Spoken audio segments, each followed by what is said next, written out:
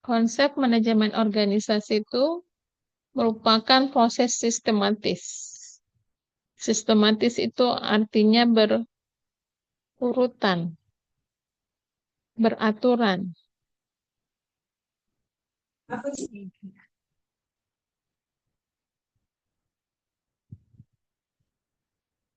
Oke, berurutan, beraturan.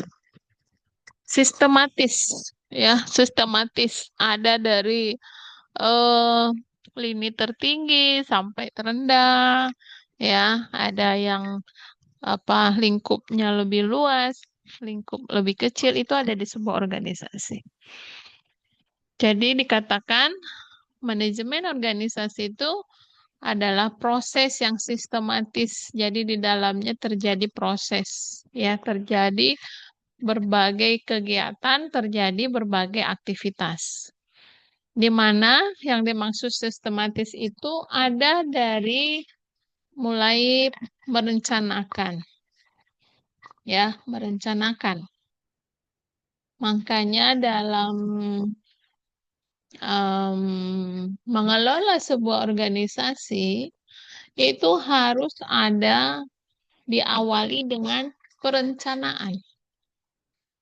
Bisa kita bayangkan kalau organisasi itu tidak memiliki perencanaan, maka akan banyak kondisi-kondisi yang tidak diperhitungkan selama proses kegiatan atau aktivitas di dalam organisasi itu tidak berjalan atau berlangsung.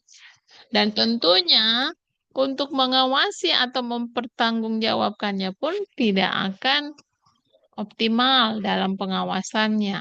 Artinya tidak akan ada keteraturan atau ketertiban di dalam organisasi tersebut. Jadi harus ada dulu perencanaannya.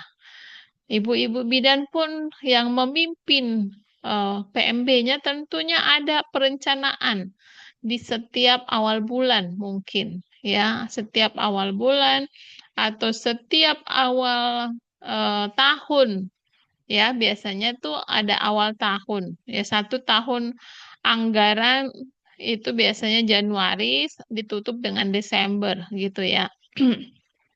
1 tahun anggaran.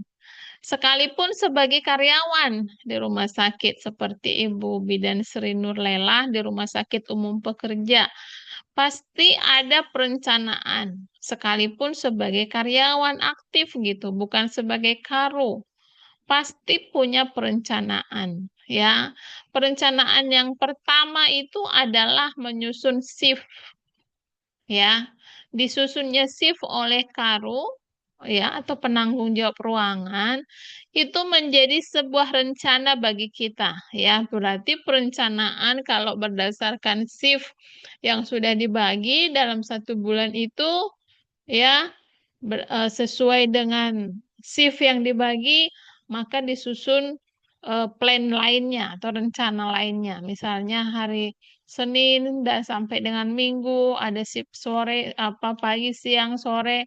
Berarti paginya bisa ngapain, atau kalau shift malam, ya, sore malamnya bisa pagi sorenya bisa ngapain. Nah, berdasarkan rencana itu akan bisa mengatur jadwal atau mengatur aktivitas berikutnya, ya. Itu perlunya sebuah rencana.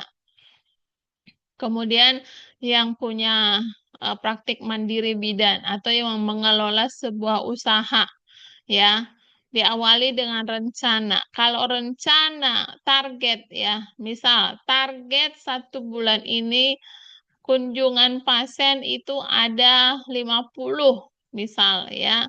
Kunjungan pasien 50. Berarti untuk mencapai target 50 ini ada kegiatan yang harus dilaksanakan gitu. Apakah home visit, apakah menanyakan kabar pasien sebelumnya, mengunjungi, ya, atau melakukan home visit sekaligus mengevaluasi hasil atau mengevaluasi tindakan yang sebelumnya. Itu adalah sebuah rencana bukan sebuah rencana, adalah kegiatan yang dilaksanakan berdasarkan rencana tadi.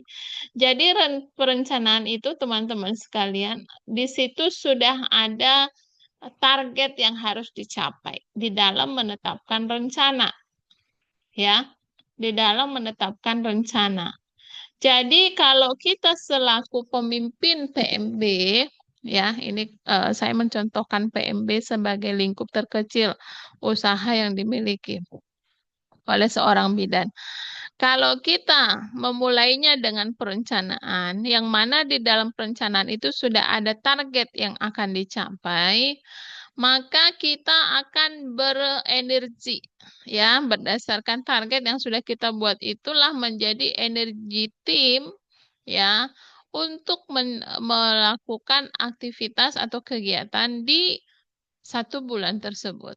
Ya, atau menyusun rencana per 3 bulan atau per tahun, monggo silahkan.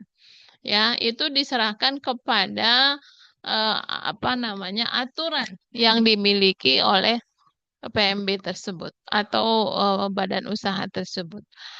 Jadi mungkin selama ini di PMB ataupun di usaha terkecilnya atau usaha yang dimiliki itu belum menyusun sebuah rencana strategis atau sering kita singkat dengan renstra. Ya, kalau belum terbiasa menyusun rencana strategis, mungkin ini awalnya. Ya, mungkin ini awalnya teman-teman itu berpikir untuk membuat sebuah rencana strategis. Gitu. Karena tentunya eh, usaha yang dijalankan itu pastinya disiapkan untuk berkembang, ya. Pastinya disiapkan untuk berkembang dan disiapkan untuk mencapai kesempurnaan gitulah. Sekalipun di muka bumi ini tidak ada kesempurnaan tentunya. Tetapi kita mendekati kepuasan lah intinya ya, mendekati kepuasan. Jadi di dalam usahanya itu ada rencana. Biasanya diatur boleh per tahun atau per 3 bulan, minimal lah 3 bulan ya. Kalau 1 bulan itu terlalu singkat evaluasinya nanti. Minimal 3 bulan lah, triwulan. Ya, habis itu semester 6 bulan, lanjut sampai setahun gitu. Jadi ada rencana di awal. Apa yang ditetapkan rencana di awal? Misalnya sudah berdiri nih PMB. Ya, atau belum memiliki PMB nih teman-teman yang baru semester 3 sekarang baru nyusun rencana. Ya, cita-cita lah kita bilang. Cita-cita ingin memiliki PMB. Nah, susun masuk ke dalam rencananya dulu. Rencananya lokasinya di mana? Ya, ada dulu gambaran atau ada dulu potret terhadap lokasi. Ya, misalnya kalau 500 meter dari jarak kita tinggal sudah ada PMB, ya, dicek dulu itu PMB aktif apa enggak. Maksudnya aktif itu bidannya 24 jam di rumah apa enggak. Tapi kalau bidannya atau pemilik PMB-nya itu atau yang dia mempekerjakan di sana karyawan, tapi pemilik PMB-nya di puskesmas atau rumah sakit. Why not gitu ya? Berarti tidak ada pemilik PMB-nya langsung di tempat. Berarti itu menjadi satu pertimbangan karena kita mau membangun PMB yang mana kita 24 jam ada di tempat gitu. Nah, itu satu satu rencana. Ya, satu rencana. Dari gambaran lokasi saja itu sudah menjadi sebuah rencana. Ya, kemudian mau dibangun berapa berapa luasnya? Dari luas tanah apakah full mau dibangun atau cukup dengan rumah yang ada dulu? Gitu kan? Setelah itu peralatan. Peralatannya bagaimana? Ruangannya, ya, lalu kemudian karyawannya, ya, SDM-nya, karena di PMB kita nggak bisa lagi dua tangan, ya, mesti ada tim di dalamnya. SDM-nya bagaimana? Itu udah disusun rapi di rencana, ya. Lalu di dalam rencana pun jangan lupa sudah ditetapkan ini goals-nya ini bulan berapa, ya, 3 bulan kah, 1 semester kah, atau 1 tahun. gitu. Nah, ini kalau sudah kita komit bahwa 1 tahun sudah eh, berdiri PMB, yang startnya mulai kapan, gitu ya. Nah, rencana ini diorganisasikan gitu. Nanti ada mungkin kalau masih baru merintis, masih mau menyusun struktur organisasinya. Ya, siapa nanti jadi pemimpin PMB-nya, lalu SDM ke bawahnya itu siapa? Siapa yang di bagian obat, siapa yang di bagian layanan setiap setiap hari buka layanannya 24 jam dari jam 7 sampai jam 10 misalnya siapa, lalu jam sekian sampai jam sekian. Apakah bersama-sama selalu ya seluruh yang ada di PMB tersebut. Nah, itu teman-teman sekalian, jadi harus memiliki rencana. Ya, harus memiliki rencana. Dan jadi teman-teman supaya ada pijakannya gitu ya. Ada pijakannya. Oh, kemarin saya menargetkan di rencana saya 1 tahun sudah komplit semua izin sudah keluar, lalu kemudian sudah beroperasi ya, atau ya 1 tahun lah karena sekarang udah semester 3 gitu kan. Semester 3 sudah 1 tahun ke depan itu sudah lanjut profesi, sudah ada ijazah profesi otomatis sudah langsung gitu. Berarti tahun depan itu sudah beroperasi. Nah, itu disusun rencananya. Ya, disusun rencananya, lalu struktur organisasinya sudah ada, bagaimana nanti kalau berjalan, siapa dokter dokter tim kolaborasinya, ya. Nah, itu sudah ada di dalam rencana. Lalu kemudian diorganisasikan, ya diorganisasikan, lalu setelah ada organisasi, digerakkan SDM yang ada di dalam, kemudian pimpinan itu pun harus bisa mengendalikan seluruh sumber daya. Baik itu sumber daya manusianya, sumber daya materinya, ya fisik, peralatan, perlengkapan, ruangan, sarpras, semuanya. Harus bisa dikendalikan dan termasuk keuangannya. Ya, sumber keuangan dari mana? Apakah murni dari pasien sumber keuangannya?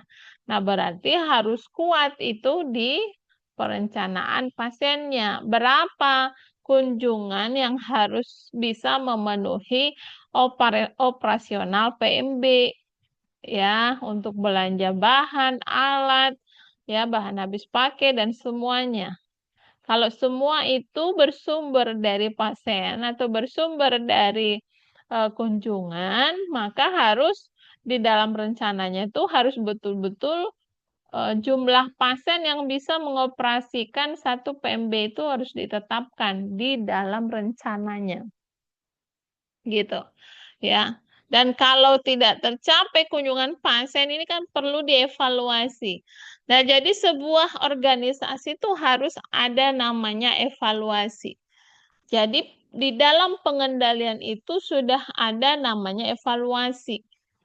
Ya, dari target rencana itu kunjungan pasien 50 misalnya ya. Tapi ternyata setelah mendekati bulan ketiga, ya karena kalau disusunnya per triwulan. Mendekati bulan ketiga ini kunjungan kok masih 15, berarti kan masih jauh. Nah, dari situlah dari hasil evaluasi ini kita melakukan survei. Ya, dari hasil kunjungan kita lakukan evaluasi atau survei. Ada apa kok kunjungan masih 15? Gitu ya, kunjungan baik kunjungan KB-nya, kunjungan pasiennya, kunjungan ibu hamilnya itu masih 15. Yang ditargetkan 50 dari semua kunjungan misalnya ya. Nah, ini bisa lakukan eh, action atau langkah selanjutnya. Ya, apakah kunjungan tadi yang di awal saya sampaikan mengunjungi pasien-pasiennya atau karena ini masih baru belum pernah ada kunjungan pasien ya mengunjungi apa namanya keluarga per keluarga misalnya ya. Tentunya kalau bidan PMB itu kan dia memiliki aktivitas yang aktif di wilayah itu, baik itu di perkumpulan RT, RW, desa gitu kan. Kalau misalnya kita membuat sebuah usaha tapi kita tidak aktif untuk bergabung dengan masyarakat, ya tentunya kita rumit untuk menyampaikan apa maksud dan tujuan kita ada di situ. Ya, ya. Jadi kita kan harus menyampaikan maksud dan tujuan kita berada di komunitas itu apa. Masyarakat kan harusnya tahu. Oh, saya itu punya program ini, program komplementer, ada pijat bayi, ada pijat ibu hamil, ada kelas ibu hamil, ada kelas remaja, ada kelas KB, ada kelas lansia, ya di PMB. Jadi ada program ibu-ibu yang ada di lingkungan, ada juga kelas balita, batita gitu. Ya, jadi itu perlu di diactionkan ke masyarakat di mana kita ada, di mana PMB itu berdiri gitu. Jadi mungkin kalau dulu kita bercermin dengan PMB, mendirikan PMB tanpa ada apa eh, kita dalam istilah pemasaran gitulah ya. Tidak ada kita pasarkan dulu ya karena memang kebutuhan dulu sama sekarang tentu beda gitu kan ya. Dan cara orang sekarang itu lebih banyak di genggaman gitu. Dia nggak perlu datang ke bidan ya, dia tinggal lihat di apanya itu di scroll TikTok, scroll Instagram gitu ya, atau Facebook biasanya masyarakat tuh kan Facebook, TikTok gitu, kalau Instagram jarang. Dia tinggal melihat di situ, tinggal klik datang di depan rumah gitu loh, ya. Tetapi untuk layanan-layanan kebugaran tadi tentunya perlu diberitahu gitu ya klinik punya kelas ibu hamil, kelas bayi, kelas balita setiap tanggal ini, setiap tanggal ini kan gitu. Nah, itu perlu dipasarkan. Nah, kalau misalnya sudah eh, dilakukan sampai tahap seperti itu, lakukan lagi evaluasi berikutnya ya. Jadi kalau sudah ditindaklanjutin kenapa kok kunjungan masih 15 gitu ya, kita sudah beritahu apa layanan yang tersedia di PMB. Kemudian kita lihat lagi apa namanya prosesnya. Kemudian kita evaluasi setelah full 3 bulan atau mungkin lewat 2 minggu lah gitu kita evaluasi. Berapa kunjungan? Oh ternyata meningkat menjadi 25. Walau belum tercapai 50 ya, tetapi terjadi peningkatan kunjungan yang tadinya hanya 15. Ini sudah 25 di awal di 3 bulan pertama PMB berdiri ya ini hal yang perlu diapresiasi gitu berarti metode kita dengan mouth to mouth maksudnya dari mulut ke mulut ya itu kita perlu survei ya jadi yang 25 kunjungan itu kita survei juga kita tanya ibu apa kekurangan saya dalam pelayanan. Lalu kemudian apa yang kurang dalam pelayanan, ada apa dari segi alat, sarana. Oh, kalau datang ke PMB kok haderdang gitu ya, panas Bu Bidan gitu misalnya. Atau misalnya Bu Bidannya lama sekali kalau ngomong misalnya gitu, padahal dia udah buru-buru gitu. Oh, berarti ada yang harus kita perbaiki gitu ya. Jadi ini merupakan salah satu upaya kita untuk lebih persuasif lagi kepada masyarakat. Gitu. Jadi mereka tetap membutuhkan bidan sekalipun banyak media sosial yang mendampingi mereka setiap saat. Bahkan di samping tidurnya pun ada medsos yang terus bersuara gitu kan ya. Nah, juga tidak menutup kemungkinan karena banyak sekarang nakes-nakes itu memasarkannya melalui media sosial juga gitu. Ya nggak salah kan asalkan tidak menggunakan apa tidak menggunakan identitas pasien. Kan seperti itu ya. Nah, ada saya lihat itu saat kalau saya lagi kepingin melihat dunia maya, saya buka itu TikTok atau Instagram. Di situ ada bidan, kalau nggak salah, lupa saya nama ibu bidan. Nah, dia men-syuting PMB-nya sendiri, ya, memperkenalkan ruang-ruang di PMB-nya. mulai dari mulai dari pintu masuk, ya, kemudian pasien datang dilakukan apa dulu, ditunjukkannya ruang pemeriksaan, ditunjukkannya ruang hamil, pemeriksaan hamil, lalu ruang bersalin, semua termasuk ruang MTBS-nya, ya, untuk layanan tumbuh kembang anak itu di shoot, di shoot. Jadi satu video full itu di apa namanya, di tampilan medsosnya itu hanya untuk mengenalkan sarana prasarana PMB dan mekanisme perjalanan dari pasien datang sampai dengan pasien pulang. Nah, ini menjadi satu apa ya, cara kita berkomunikasi dengan publik, ya kan? Cara kita berkomunikasi dengan publik, dengan masyarakat, walaupun apa namanya, di daerah sekitar, karena masyarakat tuh nggak langsung apa nyosor gitu, kecuali kita buat di situ pemeriksaan hamil gratis selama gitu ya, atau penyuntikan KB gratis selama tanggal sekian sampai tanggal sekian. Mungkin itu jalannya masyarakat untuk datang mengunjungi PMB kita. Tapi kalau misalnya nggak ada juga promo-promo begitu, ya kita perkenalkan PMB kita mungkin melalui media sosial gitu. Dan kita berupaya untuk inilah open dengan sekitar, ya. Kemudian kita add aja itu media sosial mereka. Jadi mereka juga terhubung dengan kita. Ya, kurang lebih itu berbagai upaya untuk menindaklanjutin tadi, ya, hasil dari pengendalian atau evaluasi kita. Oke, kemudian jadi manajemen organisasi itu adalah ilmu dan seni. Ya, jelas ya, ilmu dan seni. Jadi nggak hal A, B menjadi A tambah B menjadi AB gitu, atau 1 tambah 1 menjadi 2 atau 11 gitu ya. Nah, bukan hal yang pasti sebenarnya, tapi membutuhkan trik and tips, ya, membutuhkan trik seni. Ilmu dan seni mengelola individu, karena di dalam organisasi itu ada individu, ada sumber daya. Sumber daya itu nggak semua sumber daya manusia, ada alat, keuangan, dan lain sebagainya. Dan semuanya itu dipakai untuk mencapai tujuan. Tentunya PMB yang kita bangun itu tidak stuck di situ seperti itu terus kan, karena 5 tahun yang akan datang harus mengurus perpanjangan gitu lagi ya, perpanjangan izin dan lain sebagainya. Maka jangan stuck, kita harus punya metode, ya, kita harus punya metode untuk mengembangkan usaha yang sudah kita rintis. Oke.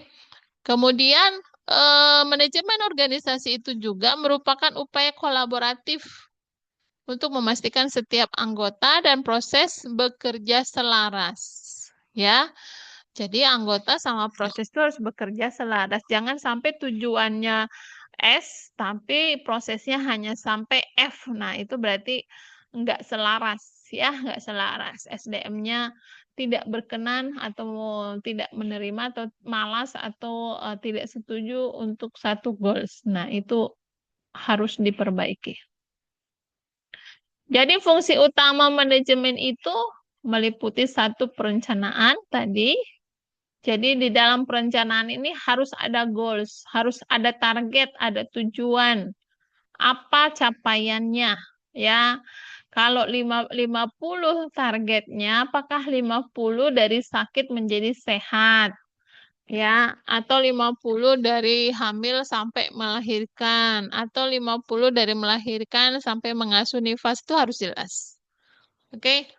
Kemudian pengorganisasian, membagi tugas. Jadi kalau PMB saya rasa nggak terlalu rumit karena SDM-nya nggak terlalu banyak. Tapi kalau sebuah organisasi rumah sakit, ya, atau puskesmas, atau klinik pratama tentu memiliki SDM yang banyak, berarti harus punya struktur. Ya, harus punya struktur organisasi. Karena ada bagian poli, bagian VK, bagian segala macam ya, semua unsur itu harus dibagi supaya jelas pekerjaan dan juga nanti hasilnya. Kan begitu. Lalu harus dibagi wewenangnya. Tugasnya apa, wewenangnya apa. Kalau tugasnya bagian pantry, ya, apa saja uraian tugasnya, 1, 2, 3, dan seterusnya. Kemudian tugas itu apakah dilaksanakan setiap hari ataukah ada yang dilakukan secara ritme atau periodik gitu. Ya, harus jelas. Kemudian dipastikan SDM itu bertanggung jawab dan mampu. The right man and the right man and the right place. Jadi kemampuan si individu